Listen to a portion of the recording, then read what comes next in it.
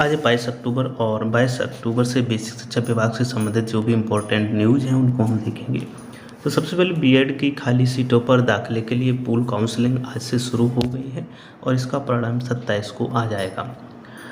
तो यहाँ पर ये पूल काउंसलिंग की बात करें तो लखनऊ विश्वविद्यालय की ओर से बीएड की जो खाली सीटें हैं उन पर दाखिले के लिए 22 अक्टूबर से पूल काउंसलिंग शुरू होगी, जिसमें 26 तक पंजीकरण के साथ साथ चॉइस फिलिंग का मौका भी दिया जाएगा और परिणाम 27 अक्टूबर को वेबसाइट पर अपलोड कर दिया जाएगा। अभी तक काउंसलिंग के माध्यम से 1,31,841 अभ्यर्थियों को बीएड महाविद्यालयों में सीटें आवंटित हो पाई हैं।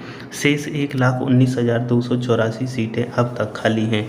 बीएड प्रवेश की राज्य समन्वय प्रोफेसर अमिताभ वाजपेयी ने बताया कि काउंसलिंग में वे सभी अभ्यर्थी प्रतिभाग कर सकते हैं जो मुख्य काउंसलिंग में शामिल नहीं हुए या जिन्हें सीट नहीं मिली।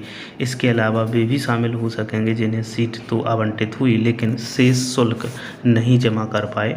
पूल काउंसलिंग में शामिल होने के लिए अभ्यर्थियों को पंजीकरण के समय 750 रुपये और महाविद्यालय शुल्क 51,250 रुपये जमा करना होगा। महाविद्यालय आवंटित होने पर शुल्क वापस नहीं होगा। कोई महाविद्यालय आवंटित न होने पर पंजीकरण शुल्क 750 रुपये काटकर शेष वापस कर दी जाएगी। आगे देखें तो इसी क्रम में गरीबों को आरक्षण में 8 लाख वार्षिक आय सीमा का आधार क्या है, ये सुप्रीम कोर्ट ने सरकार से पूछा है। तो सुप्रीम कोर्ट ने गुरुवार को केंद्र सरकार से फिर पूछा है कि आर्थिक रूप से कमजोर वर्ग को 10% आरक्षण की पात्रता के लिए 8 लाख की जो सीमा तय करने का आधार रखा है वो क्या है। कोर्ट ने आदेश के बावजूद केंद्र सरकार द्वारा इस बारे में हलफनामा दाखिल कर स्थिति स्पष्ट न किए जाने के पर नाराजगी जताई है। कोर्ट ने कहा कि अगर सरकार उच्च स्तरीय नीति बनाना चाहती है तो पहले उस पर विचार करे फिर उसे करे।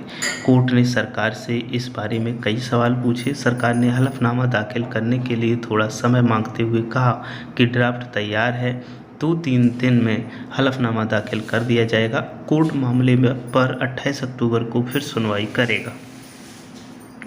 तो यहाँ पर जस्टिस DY चंद्रचूड़ की अध्यक्षता वाली पीठ मेडिकल पाठ्यक्रम की परीक्षा नीट के ऑल इंडिया कोटे में इस वर्ष से OBC को 27% और आर्थिक रूप से कमजोर को 10% आरक्षण दिए जाने को चुनौती देने वाली याचिकाओं पर सुनवाई कर रही है। आगे देखें तो यहीं पर शिक्षा विभाग से संबंधित है। शिक्षक और शिक्षणेतर कर्मचारियों का जो वेतन है वो दीपावली से पूर्व भुगतान किए जाने के संबंध में आदेश जारी किया गया है और ये रायबरेली से किया गया है कि आप लोग भी कहें दिवाली यानी दीपावली या दीपावली, यहाँ शॉर्ट है कुछ। तो दीपावली का त्यौहार माह नवंबर में के प्रथम सप्ताह में 4/11 को होने के कारण माह अक्टूबर का वेतन दीपावली से पहले भुगतान करने के लिए आदेश जारी किए गए हैं और ऐसे आदेश कई जनपदों में भी जारी कर दिए गए हैं। आगे देखते हैं यूपी में परिषदीय शिक्षकों के लिए अधिकारी कर रहे हैं अजब गजब आदेश। पढ़ाना लिखाना छोड़ शिक्षक पढ़ें रामायण और एकत्र करें प्लास्टिक वेस्ट। तो ये इन्फॉर्मेशन है। उत्तर प्रदेश के स्कूलों में मुख्य विकास अधिकारी CDO और बेसिक शिक्षा अधिकारी BSc अजब गजब आदेश जारी कर रहे हैं। विद्यालयों में पठन पाठन का जिम्मा संभालने वाले शिक्षकों से वाल्मीकि रामायण का पाठ करवाया गया। यहाँ तक भी गनीमत रही कि फिरोजाबाद जिले में तो प्राथमिक शिक्षकों को प्लास्टिक वेस्ट इकट्ठा करने का आदेश दिया गया।